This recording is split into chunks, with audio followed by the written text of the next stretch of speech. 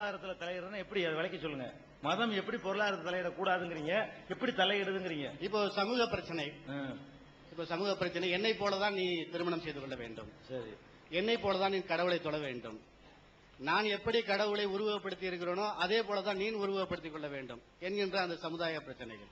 திருமண பிரச்சனைகள், நான் எப்படி திருமணம் செய்து கொள்கிறோனோ, எப்படி உறவு இருக்கிறதோ அதே போலதான் நீ பண்ணிக்கொள்ள வேண்டும் என்று சொல்லக்கூடிய பிரச்சனைகள். இப்ப பொருளாதார பிரச்சனைகள், வட்டி வாங்குவது கொடுப்பது, இப்படித்தான் வட்டி வாங்க வேண்டும், இப்படித்தான் வட்டி கொடுக்க வேண்டும், உழைப்பாளர்களை இப்படித்தான் வைத்திருக்க வேண்டும், ஏற்றத்தாழ்வு என்பது இப்படித்தான் இருக்க வேண்டும். முஸ்லீமுக்குள்ளேயும் பொருளாதார ஏற்றத்தாழ்வு எல்லாம் இருக்கிறது. அரசியல் பிரச்சனைகள், மதத்தின் பெயரால் ஒரு ஆட்சி அதிகாரத்தை கைப்பற்ற கூடிய அளவுக்கு கூட இன்றைக்கு ஆப்கானிஸ்தானில் உள்ள தாலிஸ்தான் அரசாங்கம் மதத்தின் பெயரால் ஆட்சியை கைப்பற்றி இருக்கிறது. அதை பற்றி இஸ்லாம் என்ன சொல்கிறது?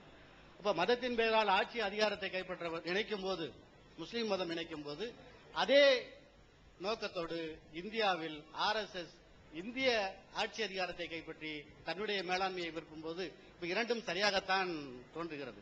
இப்ப பிரச்சனையும் அங்கேதான் எழுகிறது. ஆக ஒரு மதம் என்பது தனி மனித ஒழுக்கத்தோடு நிறுத்திக் கொள்ள வேண்டும், அது எந்த மதமாக இருந்தாலும் என்பதுதான் என்னுடைய கேள்வி. அது பற்றி இஸ்லாம் என்ன நினைக்கிறது? தாலிபான் பற்றி என்ன நினைக்கிறீர்கள்? RSS பற்றி அதனுடைய கருத்துக்களை கொஞ்சம் விளக்கமாக சொல்ல வேண்டும் என்று தாழ்மையுடன் கேட்டேன். இஸ்லாமிய மார்க்கத்தை பொறுத்த வரைக்கும் தனி மனித வாழ்க்கையில மாத்திரம் இல்லாம கூட்டு வாழ்க்கையிலையும் கூட இஸ்லாம் தலையிடுது. கூட்டு வாழ்க்கையில தலையிடுற காரணத்தினாலதான் அந்த சமுதாய அமைப்புல சில சீர்திருத்தங்களை கூட செய்ய முடியுது. இப்ப உதாரணமா வரதட்சணை ஒரு கொடுமை தலை விரிச்சு ஆடுது. ஒருத்தன் தனிப்பட்ட முறையில் அவன் வாங்குறான்னு விட்டுட்டு போக முடியாது, அவன் தனிப்பட்ட செயல் விட முடியாது. ஒரு ஊர்ல இருந்தா அதை வாங்கக்கூடாது, வாங்கினா உனக்கு ஃபைன் பண்ணுவேன், வாங்கினா ஊர் சமுதாயத்திலிருந்து பகிஷ்கரிச்சிருவேன் அப்படின்னு சொல்லக்கூடிய நேரத்தில் அதனால நன்மை விளையுதா தீமை விளையுதா? தனி மனிதன் அவன் இஷ்டத்துக்கு விட்டுட்டோம்னு சொன்னா, உதாரணம் எடுத்துக்கிறோம், தனி மனிதன்கிறதுக்கு ஒரு எல்லை இருக்கணும். ஒரு தனி மனிதன் ஒரு ஊர்ல வர்றான், நல்ல மக்கள் வாழக்கூடிய ஊர், அந்த ஊர்ல ஹெராயின் போட்டு கொண்டு வர்றான், தனி மனிதன் விற்கிறான். அங்க கூட இளைஞர்களுக்கெல்லாம் ஹெராயின் போதை, அதுக்கு அடிமையானண்டா அதோட முடிஞ்சு போச்சு அவன் லைஃப், அதை கொண்டாந்து விற்கிறான். இந்த தனி மனிதனுக்கு எதிராக தலையிடணுமா தலையிடக்கூடாதா? ஊர்ல உள்ள மக்கள்லாம் சேர்ந்து அவனை இழுத்து போட்டு உதைக்கணுமா, அல்லது நீ தனி மனிதன் தானே வித்துட்டு போன்னு விடுறதா? அப்ப தனி மனிதனோட வைத்துக் கொள்வது அல்ல ஒரு எந்த ஒன்றுமே. சமுதாயத்துக்கு சம்பந்தம் இருக்காதுல. ஒரு தனி மனிதன் கெட்டான்னு சொன்னா சமுதாயம் கெடும். ஒரு தனி மனிதன் கஞ்சா வித்தான்னு சொன்னா சமுதாயம் நாசமா போகும். ஒரு தனி மனிதன் விபச்சார விடுதியை திறந்தான்னு சொன்னா சமுதாயம் நாசமா போயிடும். ஒரு தனி மனிதன் கல்லு கடையை திறந்து விட்டு ஊர்ல குடிப்பழக்கத்தை உண்டாக்குனான்னு சொன்னா சமுதாயம் பாதிக்கும். அப்ப நம்ம தனி மனிதனோட மதம் நிக்கணுங்கிறது தப்பு. சமுதாய அமைப்புல தான் மதம் நம்ம எதுவும் செய்ய முடியும். தனி மனிதனோட இருக்குமே. ஆனால் இந்த மாதிரியான தீமைகள் எல்லாம் சர்வசாதாரணமா கிராமங்கள்ல ஊடுருவிடும். இன்னைக்கும் கிராமங்கள் எத்தனை முஸ்லீம் கிராமம் இருக்குது, இந்துக்கள் மாத்திரம் இருக்கக்கூடிய கிராமங்கள் இருக்குது. அவங்கள உள்ள இந்த கட்டுப்பாடுனாலதான் சில சனியன்கள் ஊருக்குள்ள நுழைய முடியல. எத்தனை ஊர்கள்ல இந்த மாதிரி கஞ்சா கொண்டு போனா பின்னி எடுத்துருவாங்க. சில கிராமங்கள்லாம் இருக்குது. பீடி சிகரெட் விற்க கூடாதுங்கிற அளவுக்கு உள்ள கிராமங்கள் எல்லாம் கூட இருக்கு. பீடி சிகரெட் இந்த ஊர்ல விற்க கூடாது, அந்த மாதிரியான கிராமங்கள்லாம் இருக்குது. பீடி குடிக்கிற தனி உரிமை நீங்க சொல்லலாம். அந்த மக்கள் நல்லபடியாக அந்த மாதிரி பீடி குடிக்கிற கெட்டன்னு நல்லா தெரியுது, அதனால காசுமாய் வரும், சீக்கிரம் செத்து போயிடுவான்னு தெரியுது. அதை தடுத்து நிறுத்துற ஒரு காரியம் செஞ்சாங்கன்னா அது உரிமை இல்லைன்னு நம்ம சொல்லக்கூடாது, இதுக்கெல்லாம் சுதந்திரம் சொல்லக்கூடாது. அதனால தனி மனித விஷயத்திலையும் தலையிடலாம், சமுதாய விஷயத்திலையும் தலையிடலாம். பொருளாதார விஷயம் இருக்கு. நான் கேட்கிறேன், தனி மனித விஷயம். இப்ப நான் ஒரு பொருளை வாங்கி டூப்ளிகேட், உதாரணமா ஒரு பான்ஸ் பவுடர் இருக்குது, அது ஒரு கம்பெனி, இது அதே மாதிரி ஒரு டப்பா நான் தயாரிச்சு அதுல கொஞ்சம் வெள்ளை மாவு போட்டு அரிசி மாவு போட்டு கொஞ்சம் மாசத்தை ஊத்தி நான் விற்கிறேன். இது தனி மனிதனுடைய செயல் எடுத்துக்கொள்வதா, அல்லது அது சமுதாயத்தினுடைய பாதிக்கும் எடுத்துக்கொள்வதா? இது தனி மனித செயலா? அப்ப இப்படி விற்கிறான்னு சொன்னா அவனை எல்லாரும் சேர்ந்து ஏதாவது பண்ணணுமா இல்லையா? மதமோ ஏதோ ஒண்ணு தலையிடணும், ஒரு மேலாண்மை இருக்கணும். ஏன்டா டூப்ளிகேட் விற்கிறேன்னு சொல்லி. அப்ப அந்த மாதிரியா உள்ளது. ஒரு வியாபாரம் பண்றான், கலப்படம் பண்றான், கலப்படம் பண்ண கூடாதுங்கிறதுல மதம் தலையிடணும். மதம் தலையிட்டு அவனுக்கு அறிவுரை சொல்லணும். ஆட்சி இருந்துச்சுன்னு சொன்னா அதை அதிகாரத்தை பயன்படுத்தி தடுத்து நிறுத்தணும். அப்படிப்பட்ட விஷயங்கள் இருக்கு. இன்றைக்கு நம்ம ஆட்சியாளர்களை பார்க்கிறோம், வட்டியை அடிப்படையை கொண்ட பொருளாதாரம் தான் இருக்கு. தனி மனிதன்ல இருந்து கவர்மெண்ட் வரைக்கும் எல்லாமே மனிதாபிமானம் செத்து போச்சு. முழுக்க முழுக்க வட்டி. இந்த நாட்டில் வரக்கூடிய வரி பணத்துல 26% வட்டிக்கு போகுது. நம்ம நாட்டில் நம்ம கட்டக்கூடிய வரி இருக்குத, அந்த வரியில ₹1 வரி கொடுத்தோம்னு சொன்னா 26 காசு வட்டிக்கு போகுது. இது ஏறிக்கிட்டு போகுது, ஆண்டுதோறும் கடன் வாங்கி. அப்ப இந்த வட்டியை அடிப்படையாக கொண்ட பொருளாதாரத்தை வந்து இஸ்லாமிய மதம் தடுக்குது, கூடாதுன்னு பிரச்சாரம் பண்ணுது. இஸ்லாம் நாளைக்கு ஆட்சிக்கு வறுமையானால் வட்டி அடிப்படையில் உள்ள பொருளாதாரத்தை தடுக்கும். அதனால மதங்கிறது வந்து அது ஒரு எல்லாத்திலையும் தலையிடலாம், பொருளாதாரத்தை தலையிடலாம், அரசியல்ல தலையிடலாம், எல்லா விஷயம் தலையிட்டாதான் அது ஒழுங்குக்கு வரும். இப்ப ஐயா அவர் கேட்ட கேள்வி முக்கியமான அம்சம் என்னன்னு கேட்டா, ஆப்கான்ல உள்ள அந்த தாலிபான்கள் மத அடிப்படையில் அவங்க அந்த நாட்டை உருவாக்குறாங்க. இந்தியாவில் அதே மாதிரி இங்க உள்ளவர்களும் மத அடிப்படையில் உண்டானால் அதையே எதிர்க்கணும், ரெண்டு ஒண்ணுதானா? அது கேள்வி. நான் கேட்கிறேன், ஒரு மதத்தவர்கள் மாத்திரம் வாழக்கூடிய ஒரு நாட்டில் அந்த மதத்தவர்கள் மாத்திரம் அப்படி ஒரு ஆட்சியை கொண்டு வந்தார்களே ஆனால் அந்த நாட்டுக்குள் எந்த பிரச்சனையும் வராது.